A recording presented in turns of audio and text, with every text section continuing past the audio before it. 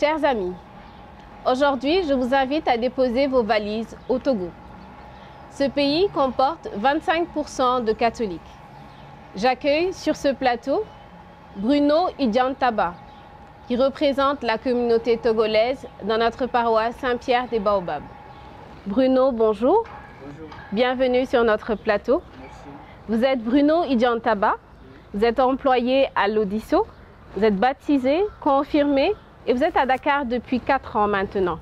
Vous êtes sur ce plateau en tant que représentant de la communauté togolaise au sein de notre paroisse. Parlez-nous de l'Église catholique du Togo. L'Église catholique du Togo a connu ses débuts avec l'arrivée des missionnaires allemands qui ont débarqué sur la côte togolaise le 27 août 1892. Ils ont célébré leur première messe sur la place de Lomé le lendemain. Après, ils ont sillonné l'intérieur du Togo en commençant par Bandou, 1893, passant par Atakpamé, Aneho-Adjito, Balimé et Tchévié. Suite à ça, l'Église catholique s'est développée à travers les régions et a connu l'ordination du premier prêtre togolais au nom du père Dodi. Après, le deuxième prêtre fut ordonné le 23 septembre 1928. Le Togo a également connu la nomination du premier archevêque africain du nom de Monseigneur Robert Casimir Agneron à la paroisse de Saint-Augustin d'Amoutiévé. D'accord. Comment cette église, l'église du Togo est-elle structurée? L'église catholique du Togo est structurée en 7 diocèses, commençant par le nord, par le diocèse de Tapaon, suivi par celui du Sokodé, Kara, Balimé et Aneho. L'église, le diocèse de Lomé, est le diocèse mère de tous ces diocèses du Togo. D'accord. Nous avons entendu parler d'un missionnaire irlandais, donc le père Jérémia Moran, qui est présenté au Togo comme le martyr de l'évangélisation de ce pays. Pouvez-vous nous parler de lui? Donc, le père Jérémia Moran est considéré comme un martyr de l'Église catholique du Togo parce que à ses débuts, il fut ordonné, d'abord je fais un peu l'historique, il fut ordonné le 10 juin 1892 après son entrée au Grand Séminaire de Lyon en France. Il débarqua sur la côte, dans la préfecture apostolique de Dahomey, où il fut envoyé avec le père Aimé Boki pour la mission au Togo. On le considère comme un martyr suite à l'empoisonnement du vin de palme qu'il avait consommé, qu'ils avaient envoyé par le garçon qui leur faisait le course, qu'ils avaient consommé, et puis bon, il est décédé le 7 août 1887 à l'âge de 28 ans. Oh, il est décédé très jeune. Quelles sont les figures marquantes de l'église du Togo, de l'église catholique du Togo, je précise? Les figures marquantes de l'église catholique du Togo. Nous avons le SVD qui est la Société du Verbe Divin, le SMA, la Société des missions africaines. En dehors de ça, nous avons aussi des franciscains, des comboniens, des congrégations de prêtres, des congrégations de frères et sœurs. D'accord. Nous pouvons dire en fait qu'il y a quand même beaucoup de communautés dans l'église catholique du Togo. Alors, l'église catholique du Togo est réputée avec l'existence d'un prêtre, d'un archevêque musicien. Que pouvez-vous nous dire sur ce point? L'archevêque musicien du nom de Monseigneur Nicodème Bariga, il fut l'archevêque de la localité d'Atakpamé. Actuellement, c'est l'actuel archevêque métropolitain du diocèse de Lomé. Comme tout chrétien, après le baptême, la confirmation reçoit un charisme et l'archevêque en question a eu le charisme du chanteur. Donc, qu'il a fait développer à travers ses chansons que la population togolaise aime tant. D'accord.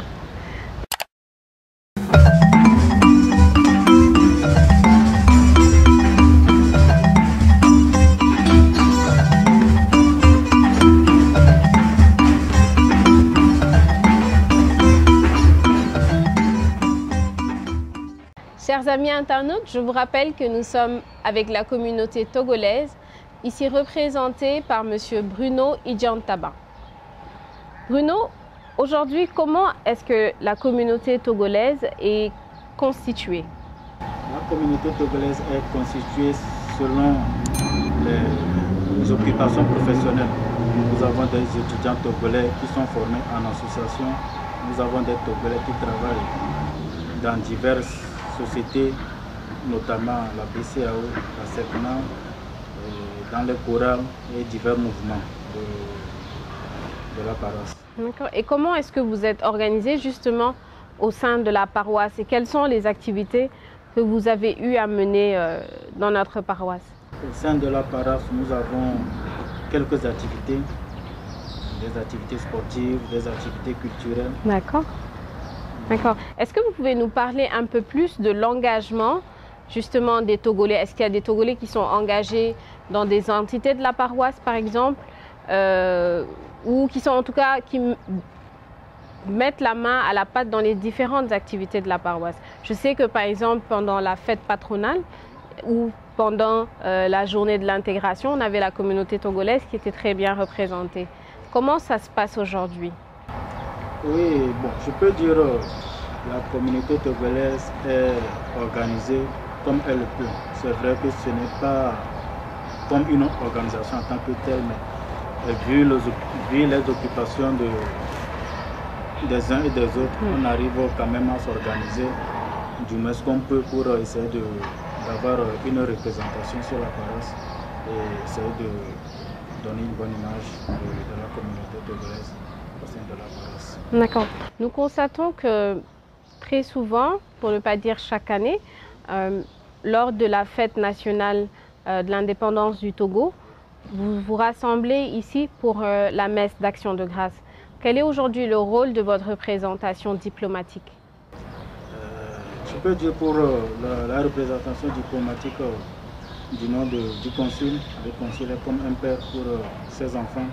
Il est le premier responsable du tout Togolais, peu importe étant chrétien, étant musulman, étant protestant, il est toujours là pour nous, il est toujours comme un père pour ses enfants, il est toujours à notre écoute. Il choisit souvent la paroisse Saint-Pierre pour deux raisons. La première raison, il prie ici sur la paroisse, et pour la deuxième raison, à cause de l'espace de la paroisse, l'espace est bien accueillant, ce qui fait qu'il a l'habitude de choisir la communauté Saint-Pierre pour organiser, pour demander les messes pour les petits rassemblements. D'accord. Et je suis sûre que la paroisse est toujours très heureuse de vous accueillir. Quel est votre plus grand souhait pour notre paroisse Saint-Pierre des Baobabs?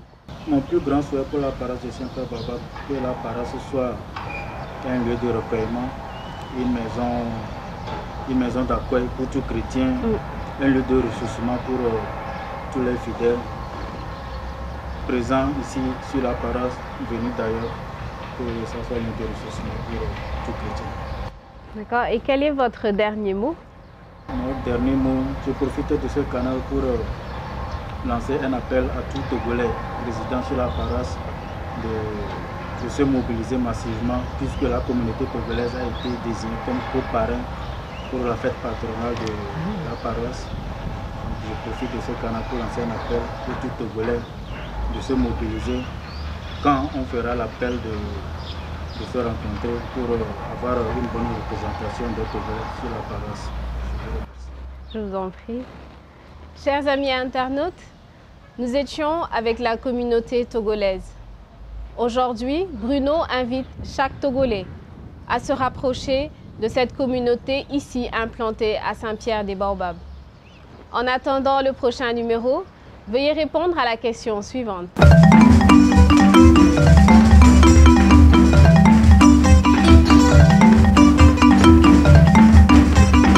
Chers amis, le plaisir a été pour moi de vous présenter ce numéro. En attendant votre prochain numéro, n'oubliez pas de vous abonner et d'activer la cloche de notification. Je vous dis merci, à très bientôt et prenez soin de vous. Tu es bien, Jésus, c'est pour Dieu,